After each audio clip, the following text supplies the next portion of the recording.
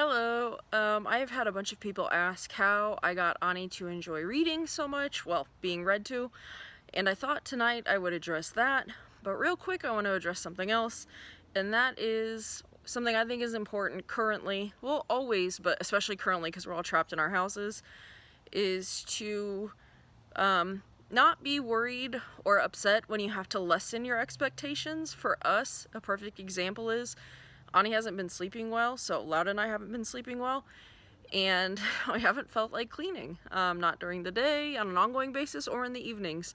So today we just took a day where we left the house kind of messy, and I'll get to it tomorrow.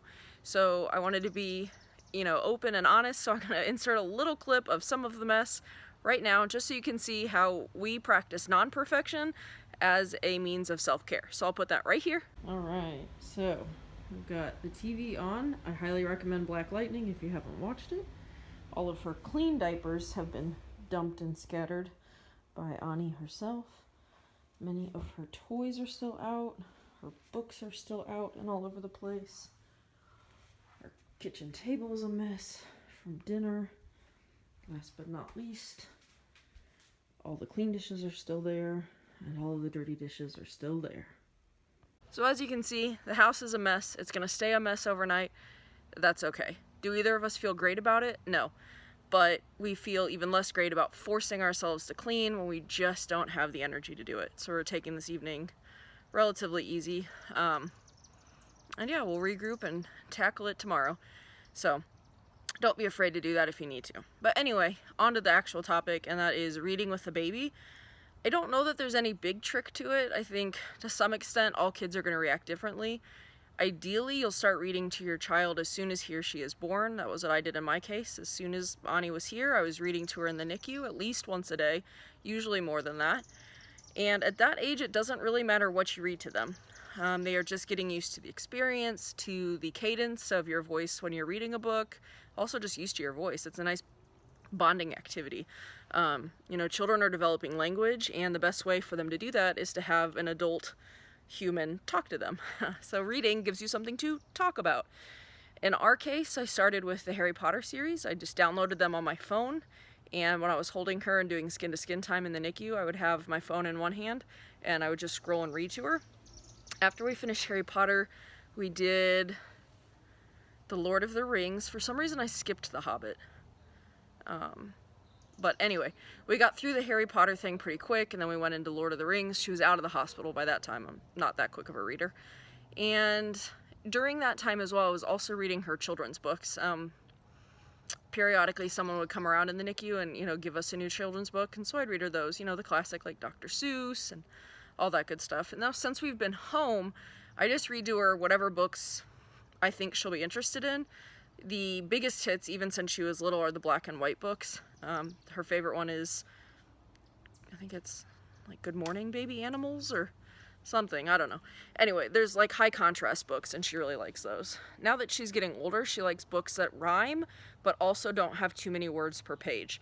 She already very much likes to turn the pages, but she does not like to have to wait. So I will say this, when I'm reading her a book that has a lot of writing on it, I paraphrase. Maybe I'm just reading the first sentence, or, just trying to condense it down so she doesn't get frustrated. Because now, as an 11-month-old, she will sit on my lap and let me read to her while she watches the books and turns the pages. Anywhere from like 4 to 5 books, if she's in the mood. If she's not in the mood, I don't force her to sit on my lap. I will still read to her while she plays, because she's still getting the experience, and it's still good for her. But if I make it a miserable experience for her, she is not going to want to do it as she gets older. And I don't really want to have to fight with an 11-month-old anyway. So I think the biggest thing is just find a way to read to your child as often as you can. It's as simple as that, really. Even if you didn't start when your child was a newborn, start now. Doesn't matter what age they are, just start. If they're an older child, like school age, ask them what they want you to read. And don't be picky or concerned if it's not at their, grade level or age level. As long as you're reading or they're reading, they're benefiting. So if you have a child who's really into, I don't know, let's say the Jack and Annie series, Magic Tree House, and maybe they're in middle school, that's okay. If they enjoy it and are focused on it, they're getting the benefit. So there's really no big trick to getting kids to like to read. It's just doing it. Reading to them when they're older, encouraging them to read to you, and then going off what they like. And like I said, not all kids when they get older are going to love reading, or at least not loving reading in long chunks of time, but it's important and it is a good skill to have. Also, it's a great time to bond with your kiddos. So I don't know how helpful that was, but hopefully if you weren't sure how to start, that's how you start. You just pick a book and read. As far as my recommendations for kids' books, they're kind of all over the place. For little babies, like I said, when she was newborn, I just read whatever I wanted to read. Whatever I found interesting was what I read to her. Now, as she's getting a little bit older, she really likes the tactile books with like the touch and the feel. So she really likes If You Ever Meet a Groovicorn. I don't know that she cares about the content of the book so much as she likes the way the pages feel. She likes that one. She likes If I Were an Octopus, and there's an animal book that she likes that's a touch and feel. But as far as like non-tactile books, she loves Dr. Seuss.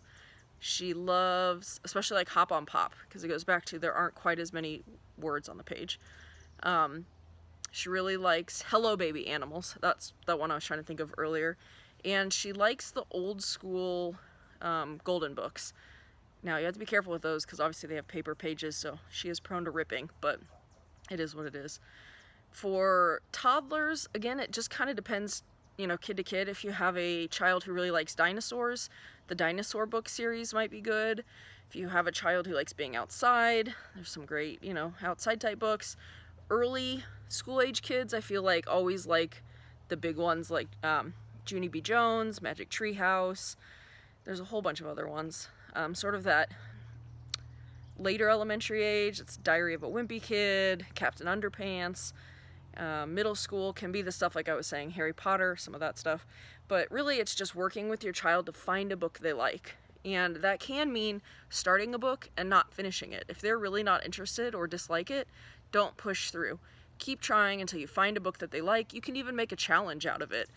And, kind of make, not bets, but, just discuss, what are some things that you like, and let's see if we can find a book like that. Librarians can be a great resource, once we can contact them. But yeah, that's the best place I can think of to start. So anyway, I think that's it. I'm gonna sit out on the back deck for a little bit longer. It was pretty chilly for here this morning. It was in the 40s, and it got up to, I think, about 70, but right now it's about 65. Oh, and it feels so nice. There aren't any bugs around. It's not too hot, not too cold. So, like I said, since I'm not going to use my time productively cleaning and organizing, I'm going to use it productively for my mental health. I'm going to enjoy my backyard. But anyways, we'll see you guys tomorrow. Bye!